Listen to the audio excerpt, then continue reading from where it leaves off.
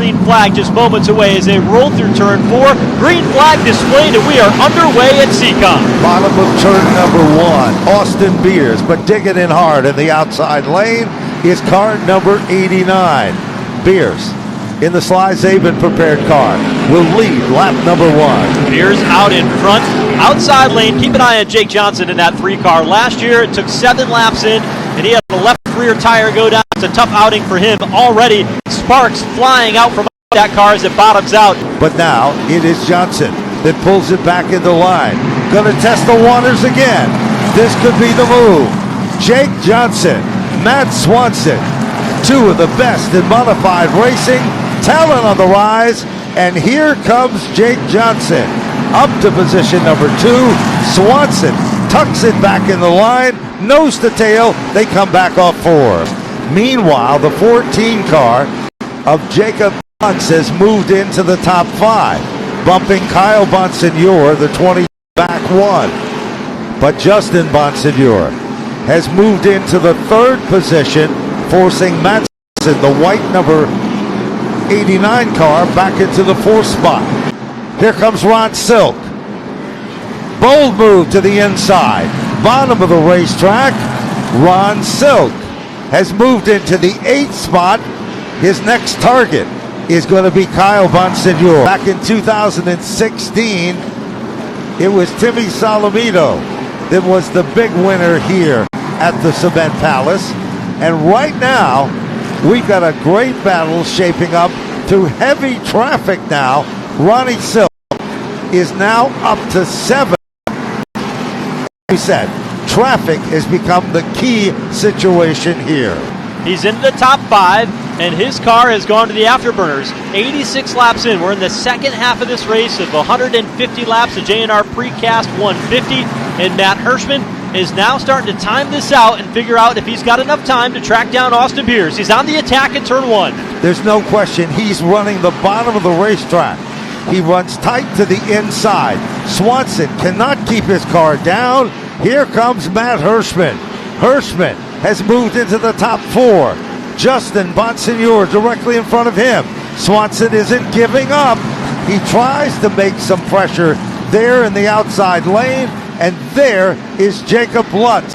And now our attention shifts the margin between the 51 of Justin Bonsignor in the 3rd position.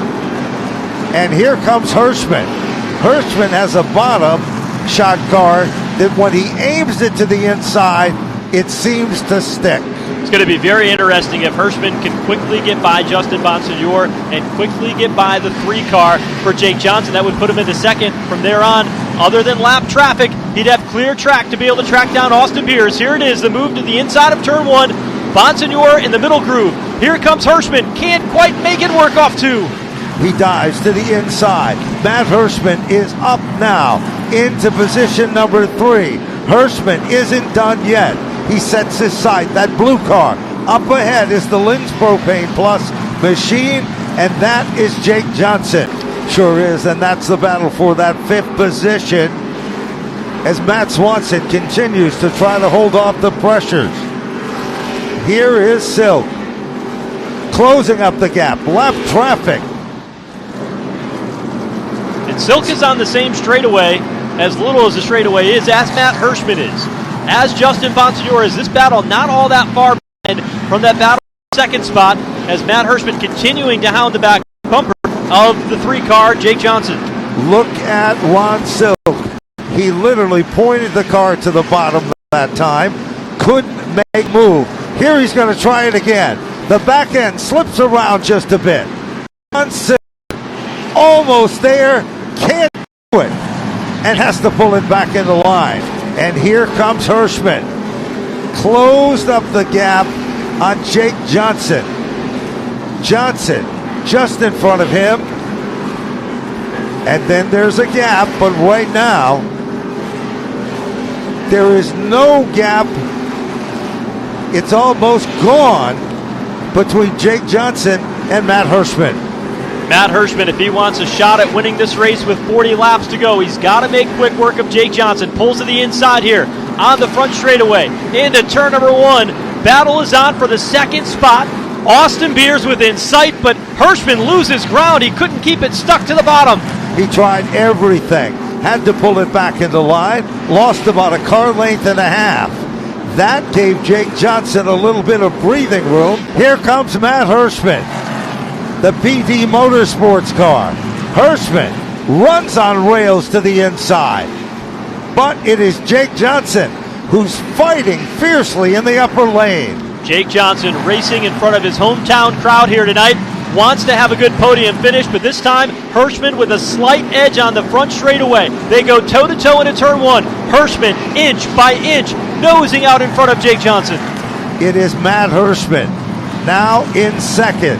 Hirschman comes up on the number 19 machine of Anthony Cecily.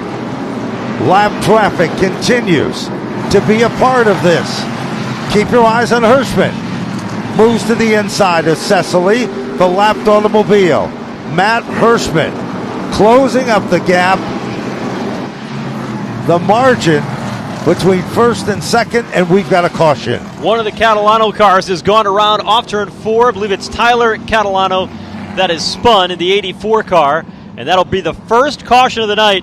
30 laps from the finish. You know, think about this for one moment as we're about ready to fire them back up. The kid that grew up next door to the legend is now trying to hold him off. Green flag out, and by inches, it's Austin Beers. Here comes Hirschman. And watch row number 2, because there is Jake Johnson and Justin Bonsignore. You see the rubber flying off the tires as we get down to the end of this one here. Inside now, 20 laps to go in the J&R Precast 150. All race long, Matt Hirschman has worked the bottom. Now he's on the outside lane, and he has an edge in the race lead over Austin Beers. Austin Beers continues to dig hard and dig on the inside. They cling and they clang as they work their magic. Beers' car starts to loosen up. They come together. It is Matt Hirschman in command.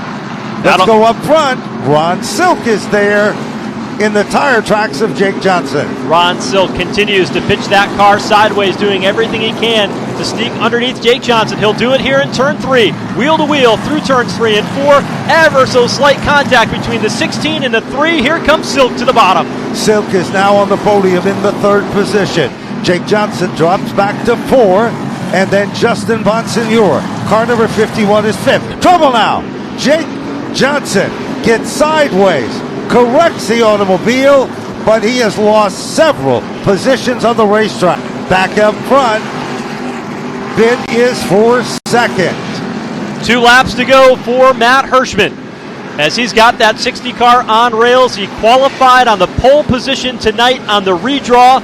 He spun 8. He had to go back to the 8th spot. 1 lap to go in traditional Matt Hirschman style. He is headed for his 2nd consecutive win here at Seekonk. No question about it. He'll be one of 2 drivers to win twice in a Whelen Modified Tour event. The J&R Precast event is into the record books, and Matt Hirschman will take down the victory.